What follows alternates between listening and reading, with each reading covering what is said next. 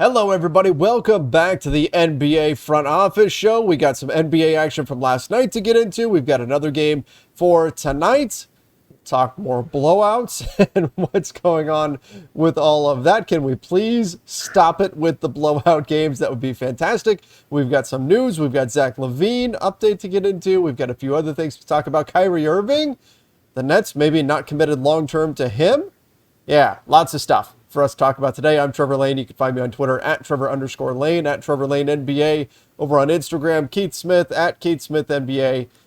Keith, how are you doing? And were you like me, where you got kind of somewhat hopeful when the Warriors started to make that little bit of a comeback last night? All right, I'm going to give a peek behind the curtain. I may have turned it off and went into watching a show with my wife, and then I was still following online. And then as it got close, I came back and said, "All right, let's go. Let's actually get a game that goes down to the final 5 minutes here." But alas, it was not necessarily to be. But hey, Dallas extended it, so we do get at least one more game there. I forget. I've read this stat. I don't remember what it was. There's something like the 57th or 58th team to force a game 4 of those. Like, some chunk have forced game or forced a game 5. Some chunk have forced a game 6, but only 3 have ever forced a game 7, and none have actually gone on to win. So it's going to happen eventually. I'm not saying it's this time around, but it is going to happen eventually. I don't think it's going to happen this time. I think it's going to take, like, for somebody to come back from a 3-0 deficit, it's going to be some situation where a star player is out for the first couple of games in a series or something, and then comes back, and it completely changes the dynamic of the matchup. And the other team loses a guy or something like that. Yeah, exactly. I was with you, though, as far as being happy that Dallas came back and actually won. I wasn't hoping for the Warriors to win the game. I was hoping Dallas would win the game because I want to see the series extended and go longer. And more basketball is usually a good thing. So that was what I was hoping for. But I was also hoping for a closer game. So I was hoping the Warriors would come back and get back in that thing. So they at least give us a little bit of excitement. By the way, tonight we've got Celtics versus Heat. And I'm going to be over on playback again. We're gonna do our play-by-play. We're going to chat through that game. I think Sean will probably jump on with me. I know he popped in for a little bit last night. Keith, you may even pop in depending on how the game is going. But we'll be over on playback. I'm going to put the link in the description below. You can come join us and watch our stream of the game, watch the game directly with us, hang out, talk some basketball. It'll be a good time. It's a lot of fun. I unfortunately had something going on in the early part of last night's game and wasn't able to be there. And then, we're there. So yeah, it was, it is a blast over on playback. It's super cool because of the way the setup works. You don't have to go and, all right, everybody start your game now and, find a stream and all this other stuff. It's right there embedded in it. You just have to sign in and use your provider, and they're going to link you up, and you watch it and go. And, it's been a lot of fun to do that. So hopefully at some point, maybe tonight I'll be able to pop in, but we'll see. It's, I'm not going to make any guarantees because when it's a Celtics game, I'm just going to kind of do my thing and do my thing usually and go from there. But I'll definitely be there. The room will be open and we will be off and running. It'll be our first Celtics game that we've done. So I'm excited. I'm curious. I'm honestly not sure how unbiased I will be able to be. I'm hoping that I'll be able to put aside our differences and cover the Celtics in this game without being too biased. I think I can probably accomplish it. For the most part, I've been pretty good about it. So, you'll be good. So we'll see. But tune in and find out. It's going to be a lot of fun. All right. For sure. Shall we start out with the All-NBA teams? Those were released last night. You know what? There were a lot of people, though, who said, obviously, with what was going on in this country yesterday and everything's been going on, there were a lot of people who were saying the NBA probably shouldn't have released that or really pushed that when they did. I mean, I guess we could start there. Should they have postponed that? Let's start with horrible. What happened, of course, yesterday in Texas. We're both fathers. You were an educator before moving over to doing this full time. Not hanging out with me, but covering the NBA. That was a path I was very close to going down myself. It's awful. You should feel that when you send your kid to school, you should feel good about that. with no worries at all, other than I hope the day goes okay as far as schoolwork goes and other kids. Um, I don't have any of the answers. Never mind all the answers on how we fix this. I just know we have to fix it. We can't just throw our arms up and say, "Oh, it is what it is," and go. That's never an appropriate answer to me. The thing that makes me angry is we don't even try. We just bat our eye and move on. As I saw someone was a writer for a newspaper said, I wrote yesterday about how the shooting in Buffalo was, or he said this yesterday on Twitter, and he said, I wrote about how the shooting in Buffalo was the biggest mass shooting of the year, and it didn't even make it a week. Yeah, it's we have a problem. Like, if you can't see we have a problem, that is also part of the problem. Like, these things should not happen, and like I said, I don't have all the answers. I don't know, but it's absolutely horrifying what this happened. So just wanted to put that out there, and say my piece on that. And then we can get into the basketball stuff. Yeah, I mean, I guess let me throw this in. I wasn't sure how much we would talk about this today, but since you said what you did there, just to kind of give everybody a peek behind the curtain, because I think a lot of us don't always get the perspective of a classroom teacher. That's not always out there. So while I was teaching, we fortunately never had to be in a situation where we had like a shooter on campus or anything like that, but we absolutely had to prepare for it. We did drills, we did all kinds of things. We did special trainings. We did things where they were simulating an attack on our campus with Nerf guns and things like that, and coming in, and we had to, I mean, this is, rather than learning classroom stuff, we were learning how to properly barricade a door, learning how what the best spot to be at in a classroom is to avoid gunfire, and things like that's the discussion that we're having. And then going through simulations where people are trying to break through and into our classrooms and set up, and that's what we spent time doing in our training times, and then putting the kids through trainings and things like that. And that's become the reality in this country, and that's a very scary thing. And certainly not what any teacher gets into it for, and certainly not what any kids or parents and this is not what education is supposed to be about. And yet here we are. Like he said, something's got to change. Yeah, I think about how we're of an age where we grew up doing fire drills, right? Usually the first week of school, drills where I was. You would do one. Earthquake drills where I was. Or earthquake drills where you were. Yeah. Here in Florida, there's hurricane and tornado drills, in addition to fire drills. But on top of that, yeah, there's these active shooter drills. And my daughter has known nothing different. Like, she knows, she went to a new school this year, and right away they taught them, this is what we do, this is where we go. This was in the first few days of school. And it'll be the same thing next year when she goes to it's the same school but a different campus. It'll be the same thing there, and that's really sad to me. It's just, and again, like I say, I don't have all the answers or even any of the answers, but we have to try, and we don't try, and that's the disappointing thing with that. But if you follow me on Twitter, I've been outspoken. I've said my piece on this several times over the last couple of days on where I come down on this. It is what it is. Vast majority of people probably want to listen to basketball talk here, so we will endeavor to move forward. But it's just right first and foremost, we live in this country and we're parents, so we're going to address things like that. So all NBA, to your question, it's really hard for the league to change this. It's also TNT has exclusive announcents of the awards that could have been their final game last night had the Warriors won. Then had they postponed it. That's not to say it's the wrong thing to do it or would have been the right thing to postpone or anything like that. I don't know. I kind of look at it as if this is what you needed yesterday to your escape to take you where you needed to be, I don't have a problem with that.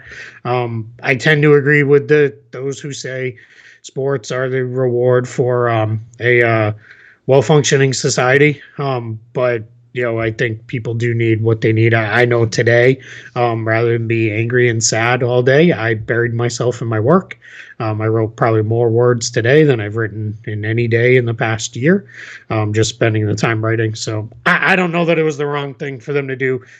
I certainly understand the people who couldn't get excited about it, couldn't get excited about last night's game.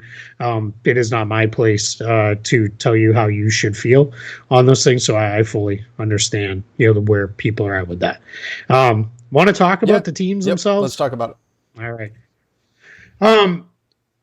I didn't have any huge problems with any of it. We're so not a hot take show. Okay, we're supposed to come on here and say this is ridiculous. This guy got snubbed. The NBA has a problem. Right. These guys need their votes taken away. That's what we're supposed to be saying. But I thought the same thing you did.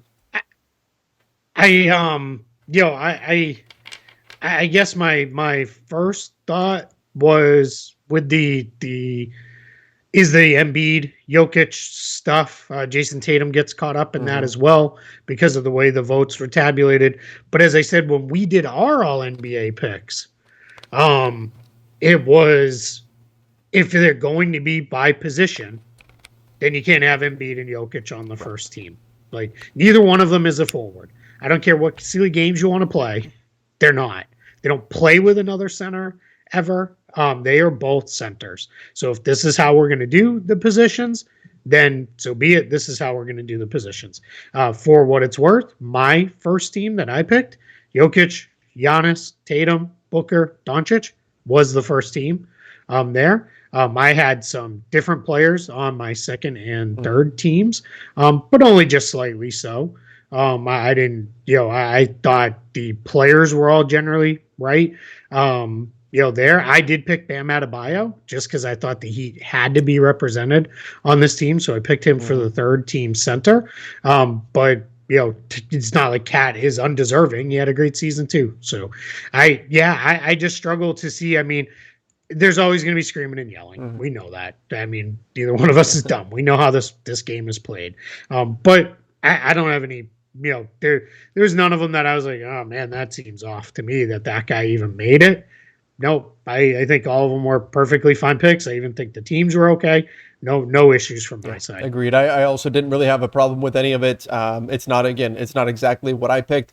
I decided to play the little game there and think that maybe the voters came out with some way to scheme things in so that Embiid and Jokic were both on the first team, so I think they're both deserving. But if you're going by positions, you're right. This is probably the way it was going to play out. I believe I did put Bam in there as well. I don't have my picks right in front of me at the moment, but I mean, look at this list. It's hard to be upset with really any of these. I'm sure there's players you could make an argument for, but that's the way it's always going to be with all of these lists, whether it's top 75, whether it's this, whether it's the 5 greatest ever, whether you want to do NBA Mount Rushmore, whatever you want to do, there's always going to be argument. All-star teams, any of it is going to create an argument. Looking at this, though, I mean, every player that's on here is deserving, and I mean, I wish we could be more hot takey here and be like, oh no, this player definitely deserved it because of this stat and this and that and the other. I don't see much that's all that objectionable here. Go ahead, get it off your chest. Unleash about that LeBron James. Oh guy. My God! Let us have how horrible he is and how he shouldn't have been anywhere close to one of these teams. That's what I was going to say. That's absolutely what I was going to say. I was going to say LeBron should definitely not be on the third team. No, he absolutely should. He was great this season, but what's funny? I was listening to I think it was NBA radio on Sirius XM today in the car. I think it was this one, and one of the arguments was LeBron didn't have he got honored, and it wasn't even one of the best LeBron seasons. It's not the all LeBron season team. It doesn't, that'd be like saying, just making it up. If a player comes in the league and, Jabari Smith comes in the league and starts dropping 40 points per game, every season, but then in his 7th year, he's like at 38 points per game. It's like, well, that wasn't one of his best years. He shouldn't have made the team. Like, what are we doing? Like, it doesn't matter. As long as you're one of the best 15 players, It doesn't matter that it wasn't a good LeBron season. All you're saying is, man, even a not great LeBron season's still pretty damn That's good. funny. Like I didn't understand that comment No, at that's all. that's not what the line is. The line isn't are No, they good? yeah, Is he good compared to previous LeBron? Imagine if that's what it is. Like if you were you right. better than LeBron's best season? If no, then you okay, then do away with all Yeah, NBA, right? Then just yeah, okay, there's nobody on yeah. these It teams. doesn't. Yeah, Um, yeah. No, no. I don't think anybody's gonna be bouncing their kids on their knees talking about LeBron James 2022 no, season. I no, I don't think that's gonna happen. But it's not the all LeBron seasons team. So I just thought that that was is a little funny. weird. Couple things. Oh, Oh go no, ahead. I was just saying that Sorry. is funny. Nothing All to right. add to that. Couple things to the interests of our show here on NBA Front Office show related to transactions. Trae Young, by virtue of making the All NBA third team, he now qualifies for the 30% max tier on his extension. Young had already signed that extension with that kind of designated player language in it, and now that he made it, he will qualify. That extension will lock and settle when the salary cap actually settles. But as of right now, it looks like it projects to be a first year salary of 36.6 million. That's 30% of the salary cap in 22-23, and a total of just over 212 million. And had he not made All NBA, he would have gotten about 177 million, so about 35 million dollars or so for Trae Young moving forward. So good stuff for him. And then a couple more guys impacted are guys who are under contract for a couple more years, but now qualify to do designated player veteran extensions, or the so-called supermax. That's Devin Booker and Karl Anthony Towns, and they are both eligible to jump or to sign to add 4 years and $211 million to their deal. First year salary of about 47.1. Again, it would be signed with that language, and it would lock in when that year locks in. Not saying either one of those guys will do it, because extensions tend to work a little bit differently. They may not necessarily be looking to lock in right away on that, but a couple of fallouts from the All NBA voting. There are a couple guys who got bonuses through all of the NBA awards votings and the like. Those will all be updated on Spot Track here fairly soon as we get ready to switch into the next year, into the 22-23 season. But yeah, that's all in the books now. So now we're roster wise, bonus wise, all that stuff. We're pretty well settled, minus let's see who gets to the finals, because there's a couple guys that have NBA finals bonuses in there. I'm really curious when we talk about Devin Booker and the Supermax. I mean, we've got this whole situation. I know the Suns see these two players very differently. I mean, as they should. But DeAndre Ayton, the whole situation with him, the Suns have this history of not wanting to pay up, and here we've got 2 more seasons of Devin Booker under contract. Will they want to give out a Supermax in a couple of years? I think that's. I mean, I think if it was just about any other organization, we would just say, "Oh yeah, of course, Devin Booker's great. Sure. They're going to pay him. Yeah. He's their guy. All of that." But just it's the Suns and what's going on with Aiden. I think it makes it a little. It just puts in a little bit of doubt. Yeah, I think you'll see him get that, because the year we're talking about that it would start, the only player for sure under contract that season is Mikal Bridges at 23.3 million. That's the fully non-guaranteed year for Chris Paul in the final year of his deal.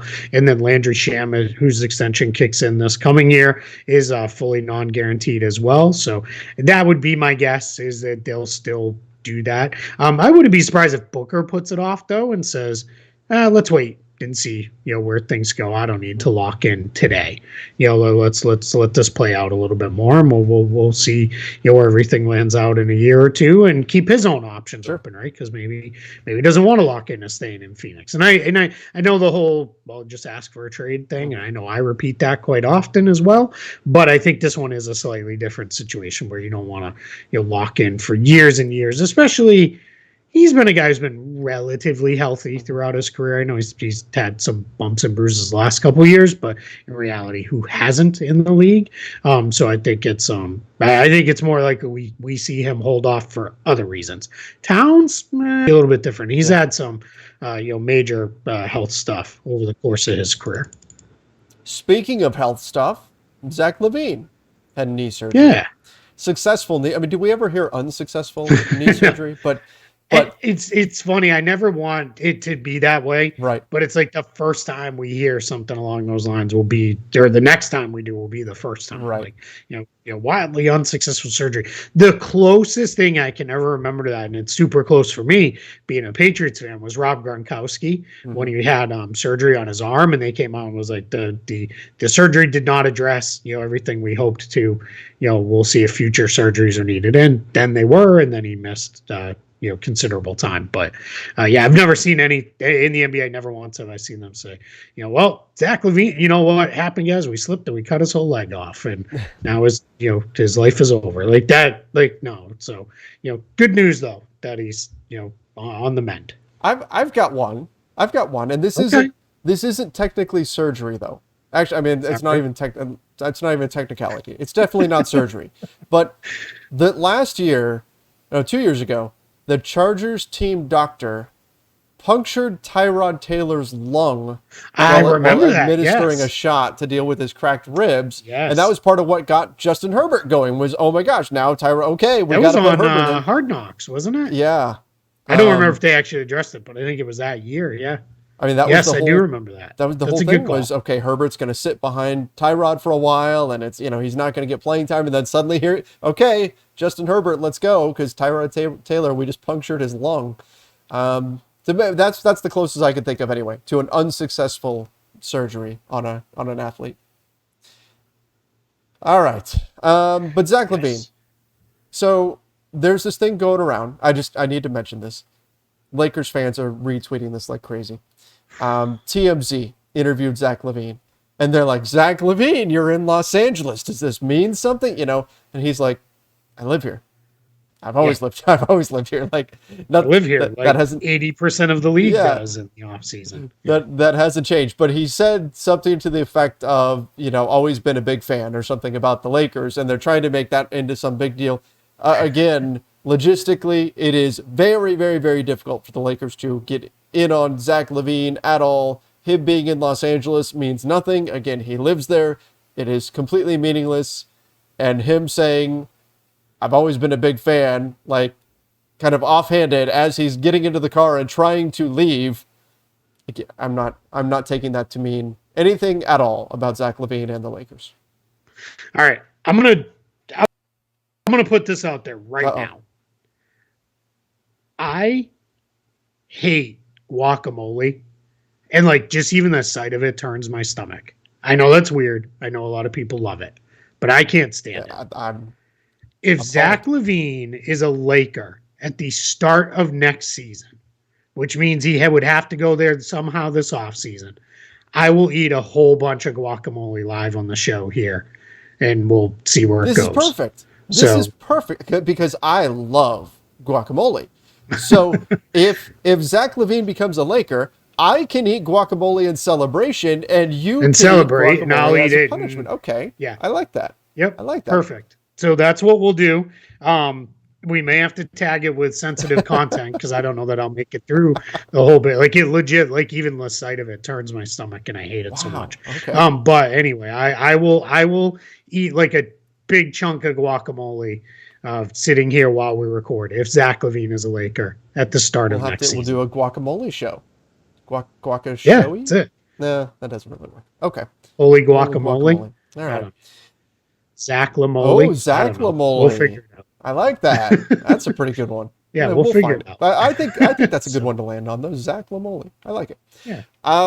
Speaking of guards, I guess that's Friday. We're off. It's not Friday. It's only Wednesday, dude. I'm so off because school ended today for our daughter.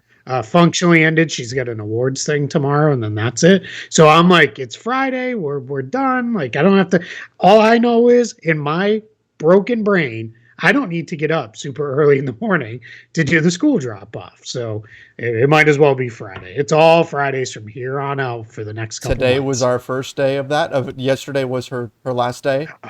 And yeah, we got to about 11 a.m. and my wife was like, oh my, it's going to be a long summer. She's trying to work. I'm trying to work. And we're like, Okay. In the Yeah. meantime, there's all kinds of just craziness going And, on. and I know you're like us, like you try to be Yep. the good parent. Like you can't just sit there and look at the Nope. iPad all day and watch TV. Like we got to do something. But there is a point where it's like, hey, don't you want to watch a show right now?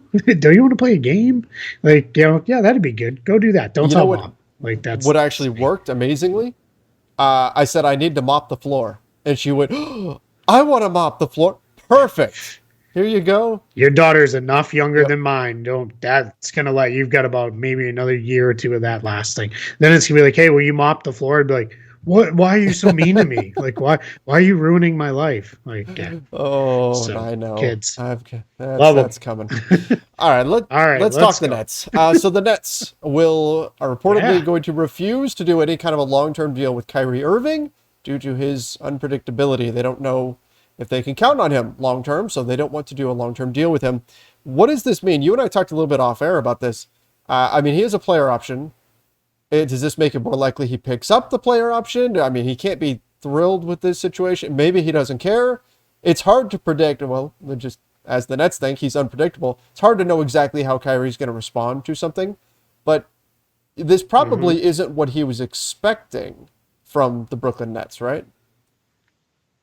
No, yeah, definitely not. I think his thought process was, if we go back a year ago, I'm guessing the thought process of Kyrie Irving and James Harden both was Kevin Durant has signed his extension. He's here long term. At worst comes a worst, we'll link up and synchronize our deals to be the running. You'll run the length as his. Now Harden is gone, and it's Kyrie and Durant. So let's be to give credit on this, Christian Winfield, the New York Daily News, was the one who did this really well reported article that the Nets are outright unwilling to give Irving a long-term extension. And he also says Kevin Durant and the front office have not spoken since their first-round exit. If Irving were to leave the Nets, Durant could become frustrated by the supporting cast around him.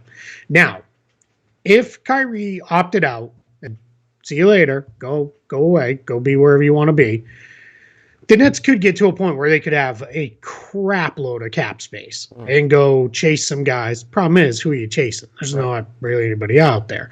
The other problem is, obviously, very, very clearly, knowing, even with Kevin Durant missing a whole year, the Nets signed Durant and Irving as a package deal. So that becomes your other challenge. Nate Jones over on Twitter, who's a wonderful follow if you haven't. Super well connected guy, knows a lot about the business side of basketball. Generally super duper positive, especially about players. He even said, like, Nike has now said, no more Kyries. We're done. Mm-hmm. The Nets are saying, I don't know that we want to go this route. Like, he's even kind of come down and been like, you got to start thinking about things a little bit here, maybe differently, Kyrie. Yeah. I'm with this. So, you asked about his player option. I think he still opts out. Yeah. I think he's still going to opt out. And I think I still continue to believe that the Nets at the end of the day will look at this and say, you know what, if this all goes sideways in a year or 2 years, we'll just trade him. There will be someone who, provided he is moderately healthy and still productive. And let's be very clear, he was amazingly productive this year. Mm-hmm. I think I'm going to look it up. I think he might have had a career high in scoring this season. And granted, 29 games, fully understand that. But he was at 27.4 points per game, which equaled his career high. And he shot 47, 42, 92 from the field. So just shy of another 50, 40, 90 season, of which I think he's turned in one or two of those. So one of those, which was last year, so still super good player. I mean, let's be very, very clear about this. Great player. It's just all the other stuff that you got to get by. So I continue to believe they're going to sign. He's going to opt out. He will sign a 4-year deal with the Nets, which puts him equal to Kevin Durant as far as then their contracts will expire the same time through the 25-26 season. And if the Nets have to a year or two into it, they'll trade him. And hopefully by that point, you'll either said, KD, do you see what a mess this is? Like, this is why we got to trade him. Or maybe you trade Durant too and just say, you know what, we're going to completely restart this thing, blow it up, and start all over again. But that we're even here, that's not good. Like, this is bad for the Nets. Yeah, I mean, that's what I was just thinking. Like, if this is getting out to begin with, and if this is a real thought process, but you still have them winding up giving him that 4-year deal, then what is it? Is this just to kind of, fire a warning shot like, hey, Kyrie, we're really considering not giving you a long-term deal. You need to prove to us that you're going to be committed, Maybe. or like what? I don't know what the purpose of this is if they do ultimately wind up with a 4-year deal. Yeah, because we talk about this all the time. Who benefits, Yeah. right, from news like this leaking? And I'm not sure anybody Right. does here. This just makes everybody look bad. So unless this is something where the Nets are, trying to get in front of it and saying, you know what, hey, like we got to be, smart about this. Like we can't, go this way. And maybe this is negotiating through the media. Maybe this is putting it out there so Kevin Durant can be prepared down the line. But yeah, it's not good. Let's put it that way. And then it just feels like this is going to be like team soap opera all over again because you have this. What does this do with Durant? You've got the Simmons stuff. And then you've just got normal basketball stuff like we got to re-sign a few key players. We've got Joe Harris coming back from an injury. There's just going to be, feels like no shortage of Nets updates, over the next month and a half as we get into free agency and beyond and beyond and beyond, because we're just going to keep hearing stuff over and over and over again about what's going on with this team. Just rename them Lakers East. Yeah. That's right. That's it's so funny.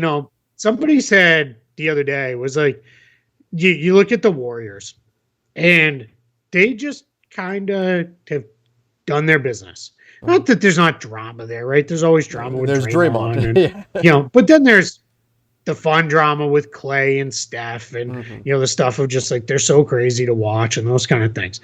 But so you get that going on. And then I think you have how do I put it? You have the Lakers and the Nets kind of anchoring either coast with just foolishness like around them all the time. It's like it's fine. You covering the Lakers, at least your content rarely ever runs dry.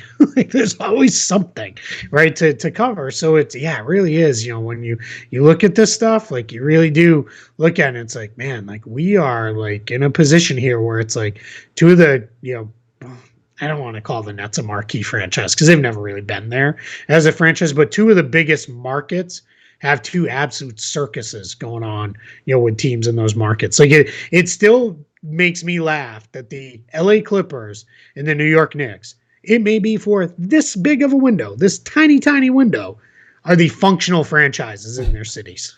Like, it doesn't make sense. Like that's never been. Like, how is this where we're at? But today, May 25th, yeah, that's where we are today. Those are the two, functional, normal franchises, which is just, kind of breaks my brain a little bit. It's the multiverse of madness. That's it. We may be in a multiverse. We are not in Earth 616 anymore. We have jumped over. We are in a different dimension at this point. And I don't know. I don't know. Somebody check on Professor X right now because this is not going well. Yeah. It's but hey, in the end, we win, right? This is the league and the life we've chosen. So bring it on. This stupid dumb league sometimes that I love with every fiber of my being. It just we've still got 2 series going on. We've got the finals to go, and this league is just delivering stupidity out of nowhere that I absolutely love and I can't get enough of. And here's the thing. This is what people don't understand. This is the slow time. Yeah. Right. Like people who don't cover the NBA, when I talk to them, or they don't cover sports, when I talk to them, they're like, oh, well, but it must be so nice, when they're not playing. So the Lakers aren't playing right now. So that, I guess that means it gives you a lot of free time and stuff. Like, like this is, even if they were in the playoffs, this would be kind of the slow time. The busy time is the draft and free agency in July when games aren't being played. That's when everything is just nuts. Right. So if you look at the NBA, like, yes, we've got stuff to talk about right now. Yes, as soon as things start to slow down, Magic Johnson says something and that picks things up again, right? But it's not like it's going to be super slow from here on out, right? Like we're going to have just the general NBA playoff stuff, basketball stuff. You're going to have finals and all that. And then it's going to really get crazy in June and in July. August will probably be calm. August will calm down. Once we get past the LeBron extension date and all that, things will settle down. And then part of September will be calm. And then it goes crazy again. That's the true NBA calendar. It's the entire time with this like 6-week break in August and the beginning of September. Otherwise, it's pretty much bonkers the entire year, which is incredible and amazing and fantastic for the NBA and for us. Not my immediate family, because obviously my wife and daughter get it. They get the rhythms of the year. But my other parts of my family, I have to repeatedly explain to them, because they was like, oh, the NBA Finals is over. It must be slow for you now. And I'm like, no. Like, now I'm busier than I have been, for the last, couple months. Yeah. This year's different, right? And I let's knock on wood and hope the Celtics run continues. And it's, going to keep me busy all the way through. But, yeah, it is, like, it's wild. Like, just off camera over here, I have a stack of books that I haven't touched, and they've just been piling up over the course of the year. And it's like August is like me and books. Like, I sit down and I just start reading, getting through books. I have a bunch of, this is maybe, an insight into me that people didn't understand. I subscribe to National Geographic, and I have like a stack of National Geographics that I haven't read yet, that I'm gonna sit down and plow through over the course of the off season. Unread National Geographics. Yeah, right? Come on. I love it. I mean, yeah, that's an off-season show. I'll explain that, or if anybody really cares to know. We can squeeze that in between Marvel episodes somehow. Yeah, that's it. Yeah, somehow. So yeah, and then we'll have Marvel movies and everything else this summer. So yeah, it's I was trying to explain it to someone the other day. I'm like, no, you can't relax and really settle down doing this until we get into August. And even a few years ago, that got ruined because we had the whole Kyrie thing that happened in August and was a big mess. So, hopefully, after a couple weird years where the season dragged late and we had all the stuff with the bubble in the year after, I'm hoping for this year we get towards the end of July, summer league is over, beginning part of August, and there's at least a little bit of time where I can say, hey, you know what? We're going to do a couple NBA front office shows this week versus daily, because it's time for us to break and breathe. Yes, indeed. Yes, indeed. All right, everybody. I think we can wrap things up there. Make sure you do come join us over on Playback tonight. Again, I'm going to put the link in the description right here on YouTube. If you're listening to the podcast version of this, make sure you do subscribe. We're on Apple Podcasts. Don't forget to ring that notification bell as well. Till next time, everybody. Stay safe and see you.